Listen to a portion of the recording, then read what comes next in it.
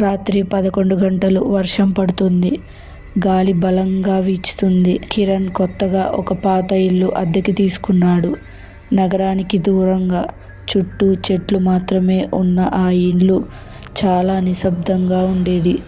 తక్కువ రెంట్ అవడంతో ఎక్కువ ఆలోచించకుండా అక్కడికి షిఫ్ట్ అయ్యాడు. మొదటి రోజు అంతా బాగానే గడిచింది. కానీ రాత్రి మొదలయ్యేసరికి ఇంటి వాతావరణం మొత్తం మారిపోయేది. గడియారం 12 కొట్టింది.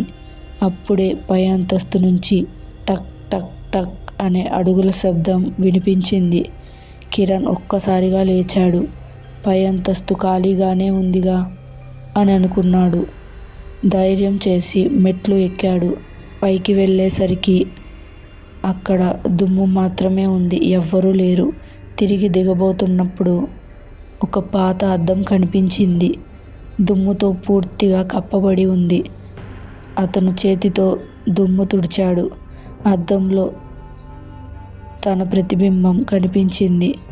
కానీ ఒక్క క్షణం పాటు ప్రతిబింబం నవ్వినట్లు అనిపించింది. కిరణ్ మాత్రం సైలెంట్గా ఉన్నాడు.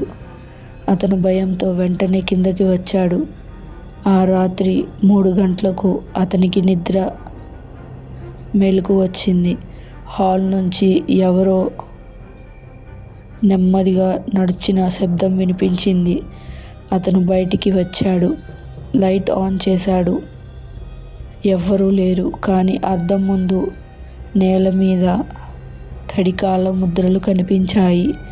అవి నెమ్మదిగా అద్దం దగ్గరే ఆగిపోయాయి. మరుసటి రోజు పక్కింటి వృద్ధుడిని అడిగాడు. ఆ వృద్ధుడు ఒక్కసారిగా సీరియస్ అయ్యాడు. ఆ ఇంట్లో ముందు ఒక పెయింటర్ ఉండేవాడు. అతను రోజంతా అద్దాలు గీసేవాడు. ఒకరోజు అకస్మాత్తుగా కనిపించకుండా పోయాడు. అప్పట్నుంచి ఆ ఇంట్లో ఎవ్వరూ ఎక్కువ రోజులు ఉండలేదు. కిరణ్ నవ్వి ఇవి పాత కథలే అని అనుకున్నాడు. ఆ రాత్రి అద్దం దగ్గర నుంచి ఎవరో మాట్లాడుతున్నట్లు వినిపించింది. నువ్వు వచ్చావు చివరికి అని. కిరణ్ గుండె వేగంగా కొట్టుకుంది. అద్దం దగ్గరకు వెళ్ళాడు. ఈసారి అద్దంలో కనిపించిన వ్యక్తి కిరణ్ కాదు. అదే ముఖం. కానీ కళ్ళల్లో చీకటి. అది నెమ్మదిగా చేతిని పైకెత్తింది. కిరణ్ మాత్రం చెయ్యి పైకెత్తలేదు. అద్దంలో ఉన్నవాడు మాత్రం ముందుకు వచ్చాడు. అద్దం ఒక్కసారిగా నీరులా మారింది.